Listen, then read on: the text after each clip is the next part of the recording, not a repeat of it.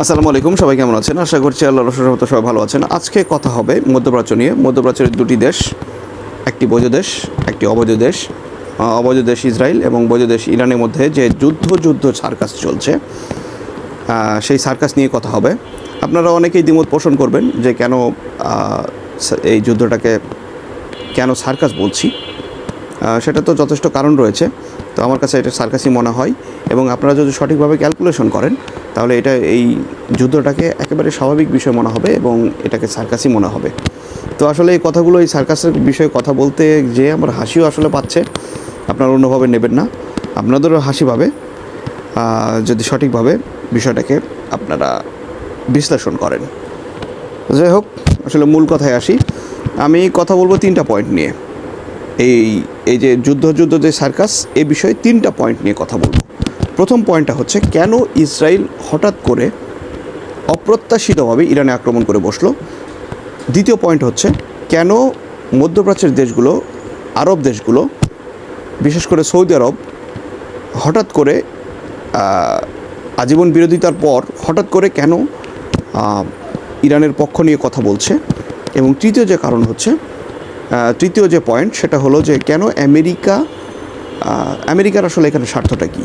গতানুগতিক স্বার্থের বাইরেও আমেরিকার কিছু স্বার্থ রয়েছে, সে বিষয়ে কথা হবে। তো প্রথম পয়েন্টটার বিষয় বলি। প্রথম পয়েন্টটা হচ্ছে কেন ইসরায়েল হঠাৎ করে ইরান আক্রমণ করে বসলো।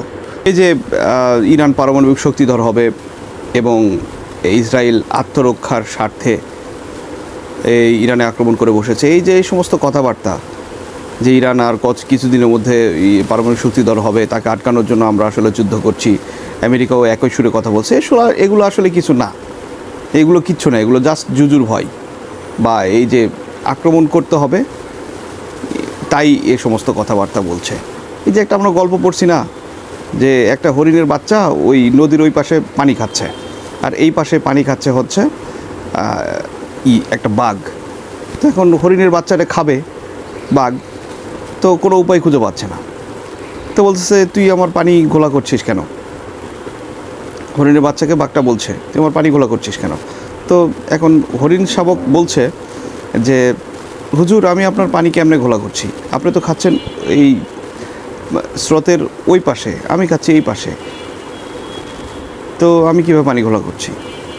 তো বলছে, তুই ঘোলা করিস নাই, তোর মা একদিন পানি ঘোলা করছিল। এই বলে হরিণের বাচ্চাটার উপর আক্রমণ করে হরিণের বাচ্চাটাকে খেয়ে ফেলছে। এইটা হচ্ছে বিষয়। এখন ইরান আক্রমণ করতে হবে, কোনো একটা কারণ লাগবে। তো 10 বছর পর আবার শুনবেন যে না, আসলে কোনো কারণ ছিল না, ইরান আক্রমণ করা ভুল হয়েছে। ইরাকে যেটা হয়েছে জাস্ট আসলে সার্কাস। আসলে ইসরায়েল এই যে প্রক্সি যুদ্ধ, যেমন এই যে ইরান যে সমস্ত গোষ্ঠীগুলোর মাধ্যমে মানে ইসরায়েলের সাথে প্রক্সি যুদ্ধ করে যাচ্ছে, সেইগুলো করতে করতে আসলে ইসরায়েল ক্লান্ত হয়ে পড়েছে। যেমন এই যে ইরানের সমর্থিত যে সমস্ত গোষ্ঠীগুলো এখন ইসরায়েলের সাথে যুদ্ধে লিপ্ত আছে, যেমন হুতি, হামাস, এরপরে হচ্ছে হিজবুল্লাহ, এইগুলো আসলে যুদ্ধ করতে যে ইসরায়েল উপলব্ধি করেছে যে ইরান কৌশলে এই যুদ্ধগুলো চালিয়ে যাচ্ছে ওদের মাধ্যমে, এবং এতে করে যুদ্ধ দীর্ঘস্থায়ী হচ্ছে এবং ইসরায়েলের অর্থনৈতিক ক্ষতি থেকে শুরু করে অস্ত্রশস্ত্রের বিশাল অপচয় হচ্ছে। কারণ ইসরায়েল উপলব্ধি করেছে এবং ইসরায়েল বুঝতে পেরেছে যে এদের এই যুদ্ধগুলো আসলে, এই প্রক্সি যুদ্ধগুলো আসলে শেষ হবার নয়, এবং এতে করে তার অর্থনীতি, কারণ যুদ্ধ মানেই তো অর্থের খেলা, তো তার অর্থ তো হচ্ছে, অপচয় হচ্ছে, আর এভাবে অর্থনৈতিকভাবে সে ভেঙে পড়তে পারে। এই জন্য সে সরাসরি মাদার সোর্স বা ইরানকে সরাসরি আক্রমণ করে বসেছে। দ্বিতীয় যে কারণ সেটা হলো যে আসলে ইসরায়েল চাচ্ছে যে পুরো মধ্যপ্রাচ্য জুড়ে এই যুদ্ধটা ছড়াই দিতে। সে আর আসলে এই প্রক্সি যুদ্ধ করতে চাচ্ছে না, এককভাবে যুদ্ধ করতে চাচ্ছে না, চাচ্ছে যে পুরো মধ্যপ্রাচ্য জ্বলে পুরো ছাই হয়ে যাক, এবং এর মধ্যে সে গোলাবাড়িতে মাছ শিকার করতে পারবে। সে আসলে যুদ্ধটা ছড়া দিতে চাচ্ছে, এবং কৌশলে আমেরিকা সহ ইউরোপের কান্ট্রিগুলো যেগুলোর রয়েছে, ঘাঁটি রয়েছে, তাদেরকে এই যুদ্ধে ইনভলভ করানোর চেষ্টা করছে। তৃতীয় যে কারণ সেটা হলো যে নব্য উপনিবেশবাদ যেটা ইসরায়েল সারা বিশ্ব শাসন করতে চায়, ইহুদি উপনিবেশবাদ স্থাপন করতে চায়, সেটারই অংশস্বরূপ ইরানে আক্রমণ করে বসেছে। এই শেষ যে শুধু মধ্যপ্রাচ্য দখল করবে এরকম না, পুরো পৃথিবীটাকে দখল করার এবং শাসন করার তারা আসলে স্বপ্ন দেখছে, এবং সেটারই একটা অংশস্বরূপ এই ইরানকে আক্রমণ করে বসেছে। আর এখন বলবো দ্বিতীয় যে পয়েন্ট, সেটা হলো যে কেন মধ্যপ্রাচ্যের দেশগুলো, আরব দেশগুলো, বিশেষ করে সৌদি আরব সারা জীবন ইরানের বিপক্ষে কথা বলে হুট করে কেন ইরানের পক্ষে কথা বলছে। এটার মূল কারণ হচ্ছে নিজেদের বাঁচানো, আর কিচ্ছু না। কারণ তারা জানে যে ইরানের পরে ইরান যদি শেষ হয়ে যায়, যুদ্ধে যদি ধ্বংস হয়ে যায়, এরপরে তাদের পালা আসবে। সুতরাং তাদেরকে নিজেদের বাঁচানোর জন্য তারা চাচ্ছে যে মধ্যপ্রাচ্যের যুদ্ধটা না হোক, বন্ধ থাক, অথবা ইরানের সাথেই যুদ্ধটা সীমাবদ্ধ থাক। তারা আসলে নিজেদের বাঁচানোর জন্য শুধুমাত্র এই পক্ষ নিচ্ছে যে হ্যাঁ, কেন ইরান আক্রমণ করে বসবে, তাদের সার্বভৌমত্বের জন্য এটা হুমকি, এগুলো বলছে সৌদি আরব। কিন্তু তাদের কাছে এই বিষয়টা অবাক মনে হচ্ছে না যে সারা জীবন যে পক্ষ ওই কথা বললো, মানে ইসরায়েলে, বিশেষ করে ইরানের বিপক্ষে কথা বলতে গিয়ে সে ইসরায়েলে পর্যন্ত পক্ষ নাই, সেই সৌদি আরব আজকে আবার ইরানের পক্ষে কথা বলছে।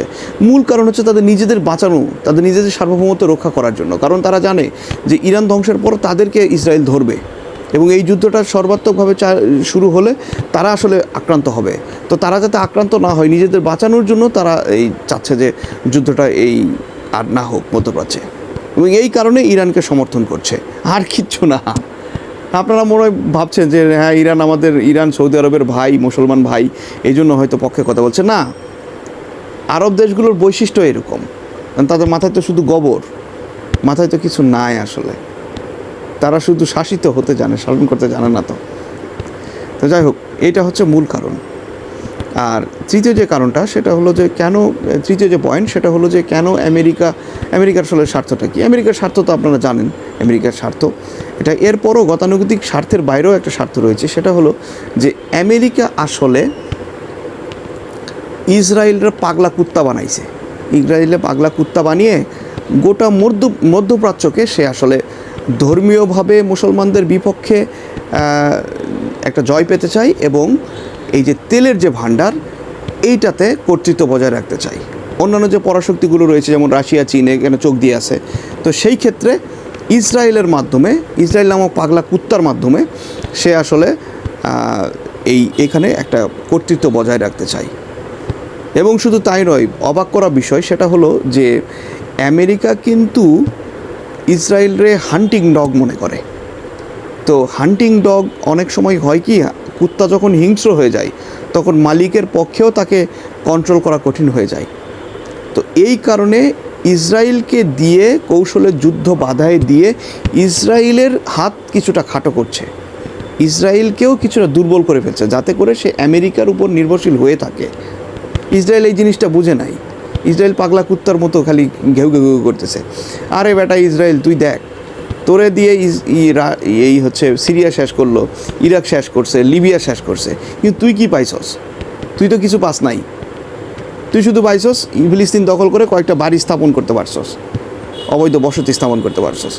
আর পুরো তেল থেকে শুরু করে যত শক্তি সমস্ত কিছু ভোগ করতেছে ইউরোপ, বিশেষ করে আমেরিকা এবং ইউরোপ। আর এরে শুধু ইসরায়েলটা শুধু বলছে যে হ্যাঁ শোনো, তোমার এগুলো সব জায়গা কিন্তু তোমার, মধ্যপ্রাচ্যের জায়গাগুলো তুমি এগুলো শুধু পাহারা দিবা। আর ইসরায়েল মহা খুশি। আরে বেটা তুই কি পাইছস এ পর্যন্ত এত কিছু করে? আসলে ইসরায়েলও পড়ছে বিপদে। ইসরায়েল আসলে যুদ্ধের লাগামটা টেনে ধরতে পারছে না, তার অর্থনৈতিক ক্ষতি হচ্ছে। এটা একটা কারণ।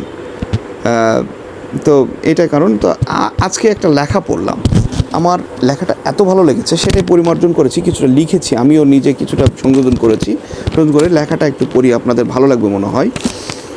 যে এই যে আমরা মুসলিম জাতি, এই যে মুসলিম জাতির নেতৃত্ব দানকারী ও পথ চেনানোর দল হচ্ছে আমাদের আলেম সমাজ, এটা তো আমরা স্বীকার করি। সে আলেম সমাজের বেশিরভাগই ফতোয়ার মাধ্যমে কেবল হুর, জান্নাত আর 4টা বিয়ের মাঝে ইসলামের বেশিরভাগ অংশকে আটকে রেখেছে। যাদের কাছে এই যে আলেম সমাজ, এদের বেশিরভাগের কাছেই বিজ্ঞান মানে ফেতনা, বই পড়া মানে ভ্রান্তি, নতুন কিছু মানেই বিধর্মিতা। আরবের তেলবাচা বাদশারা মুখে তসবি জপে, আর শরীর বিলায় ক্ষমতার বিনিময়ে। এই তো তাদের ধর্ম। আর আমরা সাধারণ মুসলমানরা তো কানা, তারা যা ওই আলেম সমাজ যা বুঝাই আমরা একতরফাভাবে সেগুলোই বুঝি, কারণ তাদের যাচাই করার মতো পর্যাপ্ত জ্ঞান তো আমাদের নেই, আমরা সাধারণ মুসলমানদের নেই। তাছাড়া এই যে যাচাই করা, সেসবকে আমরা কি মনে করি? অধর্ম মনে করি এবং তাদের কথাকে পূজা করি। বিনিময়ে যে আজকের যে ইরানে যা ঘটছে এটা পাই, এই পরিণতিটা ভোগ করি। অথচ আমি জানি, এটা আমার এখন বলবো যেটা, সেটা হচ্ছে আমার অভিমত। অথচ আমি জানি ইসলাম কেবল ইবাদতের ধর্ম নয়, এটি চিন্তার, জ্ঞানের এবং অনুসন্ধানেরও পথ। আল কোরআন মানুষকে পর্যবেক্ষণ, বিশ্লেষণ এবং সৃষ্টির রহস্য উদ্ঘাটনে আহ্বান জানায়। ইসলাম অজেয় হতে শেখায়, কিন্তু সেই শক্তির মূল উৎস হবে জ্ঞান আর প্রজ্ঞা। এবং এইখানে সূরা আনকাবুত বলা হয়েছে, তুমি বলো তোমরা পৃথিবীতে ভ্রমণ করো এবং দেখো কিভাবে সৃষ্টি হয়েছে। এগুলো কিন্তু আলেম সমাজ বলে না। এরা ঢাল নাই তলোয়ার নাই, নিধিরাম সর্দার হয়ে আছে, ঢাল তলোয়ার নিয়ে পড়ে আছে। আর কে মসজিদে এই যে মিলাদে কিয়াম করা যাবে কি যাবে না এগুলো নিয়ে পড়ে আছে, আর মুরগি জবাই নিয়ে পড়ে আছে। খাসি কেমনে জবাই করতে হয়, গরু কেমনে জবাই করতে হয়, আর মুরগি কেমনে জবাই করতে হয়, কোন জায়গায় গুঁতা দিলে জবাই হবে না, এই হবে না, এই জ্ঞান গরিমা তো কিছু নাই, আরও কিছু দেখার বাকি আছে। এবং এগুলোর জন্য সব থেকে বড় দায়ী আলেম সমাজের বেশিরভাগ আলেমরা, সব থেকে বড় দায়ী। এবং আমি তো বলি যে রাসূল সাল্লাল্লাহু মক্কা মদিনা সহ রাসূল সাল্লাল্লাহু আলাইহি ওয়াসাল্লামের পবিত্র রওজা মুবারক থেকে শুরু করে যে সমস্ত পবিত্র জায়গাগুলো আল্লাহ নিজে হেফাজত করে, নারী, শিশু এবং ভালো মানুষগুলো ছাড়া পুরো মধ্যপ্রাচ্য মাটির সাথে মিশাই দেওয়া উচিত। আল্লাহ সেটা যেন করে। আজকের যে ঘটনা, আজকের যে যা কিছু হচ্ছে, ফিলিস্তিনিতে যা কিছু হচ্ছে, ইরানে যা কিছু হবে, সমস্ত কিছুর জন্য এই আরবের এই যে শেখরা দায়ী। খচ্চরের বাচ্চারা শুধুমাত্র মাটি থেকে তেল তুলতেছে, খাচ্ছে, আর দুনিয়ার খালি মেয়েবাজি করতেছে, বাস এটাই জীবন। মাথায় তো কোনো কিছু নাই, গোবর, মাথা গোবরে ঠাসা, কিচ্ছু নাই মাথায়, মাথার জন্য নাকি সারা জীবন শুধু এদের গোলামি করতে হবে। এরা শুধু মানুষের গোলামি করবে, কারণ এদের মাথায় কিছু নাই। এরা শুধু শাসিত হবে, শাসক হতে পারবে না। আরও কিছু দেখার বাকি আছে।